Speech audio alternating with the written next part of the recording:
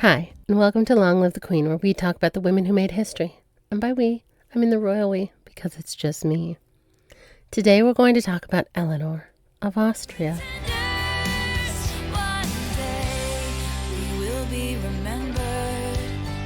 On November 15, 1498, Eleanor of Austria was born in Leuven, modern-day Belgium, the eldest child of Philip the Handsome, Duke of Burgundy, and Joanna of Castile, Juana la Loca, a couple whose union was the Renaissance equivalent of a power merger between Spain and the Holy Roman Empire. Picture a nursery, aglow with Burgundian tapestries, where little Eleanor, with her sharp Habsburg jaw and soulful gaze, was cradled in the ambitions of two dynasties. Her parents were the it couple of their day. Philip, charming and reckless. Joanna, fiery and devout. But their love was a pawn in a game for European dominance.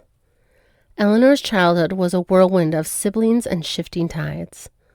On February 4, 1500, her brother Charles arrived, destined to become Charles V, the emperor who ruled half the world. Then came Isabella, Ferdinand, Mary, and Catherine. But the fairy tale shattered in September 1506, when Philip died at 28, likely of typhoid fever, though whispers of poison, perhaps by his father-in-law, Ferdinand II of Aragon, haunted the courts. At 7, Eleanor watched her mother, Joanna, called the Mad, spiral into grief so deep it was weaponized against her. Ferdinand, and later Charles, confined Joanna, claiming her unstable to seize her Castilian throne.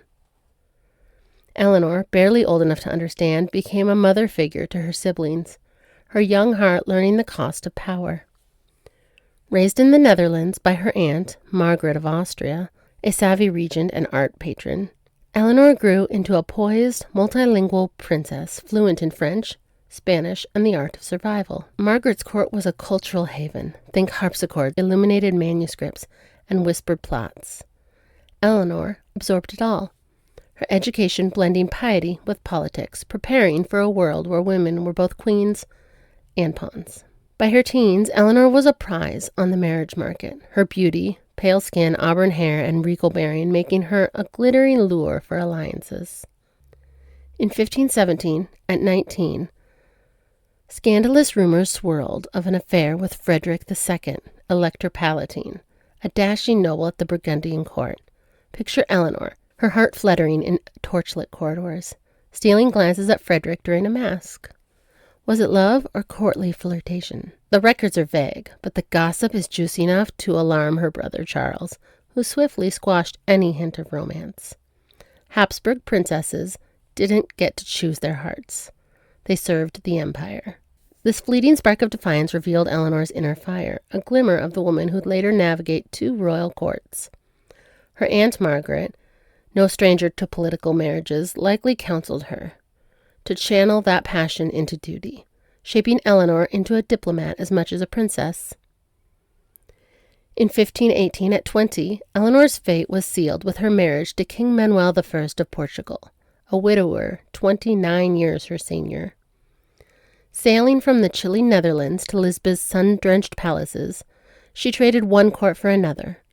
Manuel, devout and fabulously wealthy, had already buried two wives, both Eleanor's aunts, Isabella and Maria of Aragon, making this union a touch creepy, even by Renaissance standards.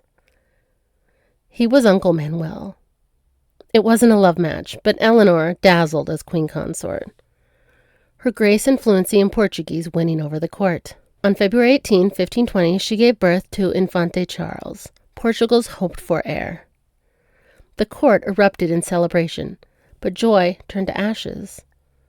On April 15, 1521, her son died, barely a year old.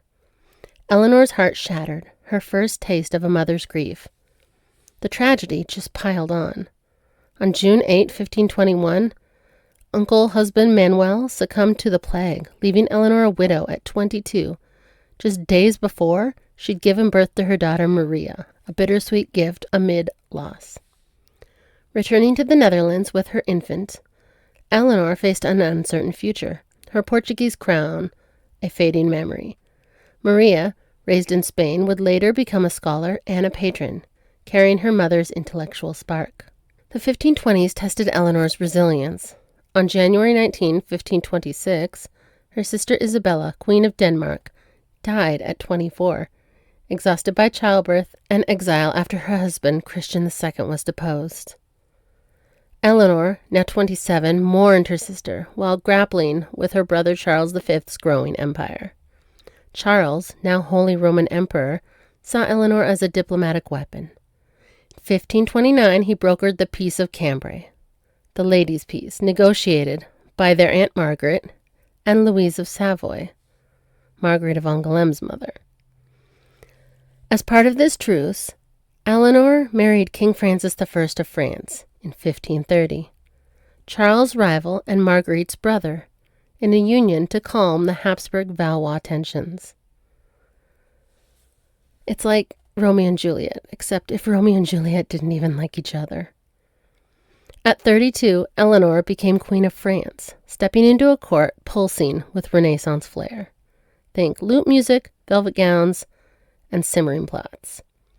Francis, 36, was charismatic but unfaithful, his heart tethered always to mistresses. Eleanor, ever the diplomat, forged a warm bond with Marguerite, her new sister-in-law, whose Heptameron and Protestant leanings mirrored Eleanor's own intellectual curiosity. Their friendship was a bright spot in a childless marriage, where Eleanor's role was more symbolic than passionate. She hosted banquets, mediated between Francis and Charles, and even corresponded with her brother to ease trade disputes. Her letters, a masterclass in tact. Yet her heart remained guarded, scarred by the loss of her son, her father, and all of her dreams. Eleanor's time in France was a balancing act. The French court, unlike Portuguese piety, was a whirlwind of art and intrigue. She patronized musicians and poets, commissioning works that blended Burgundian and French styles.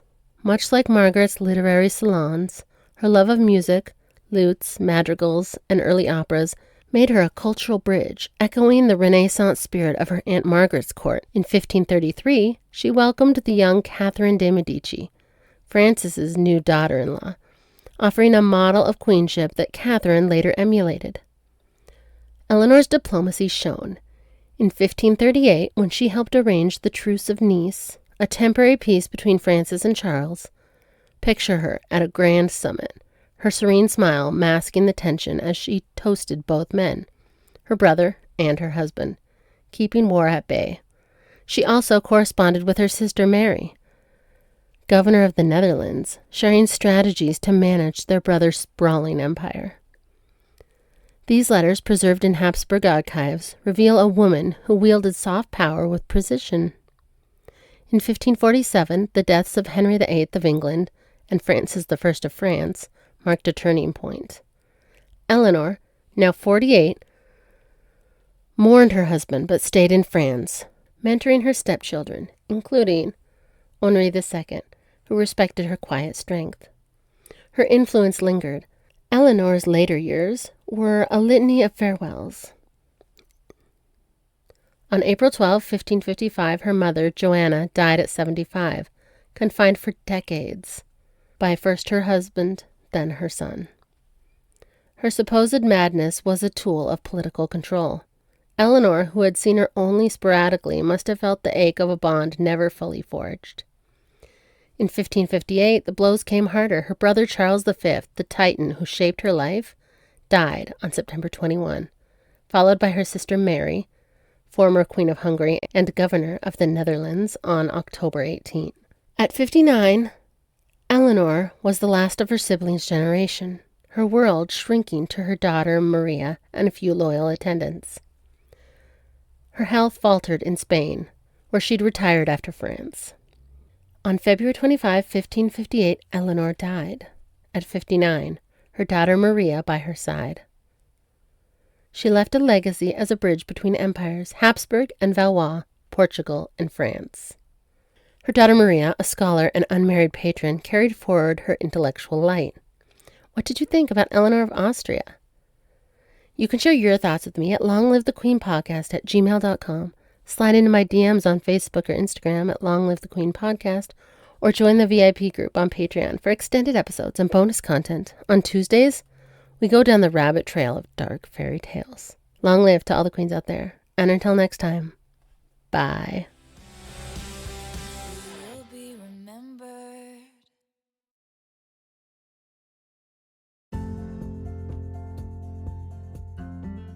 Thanks for listening.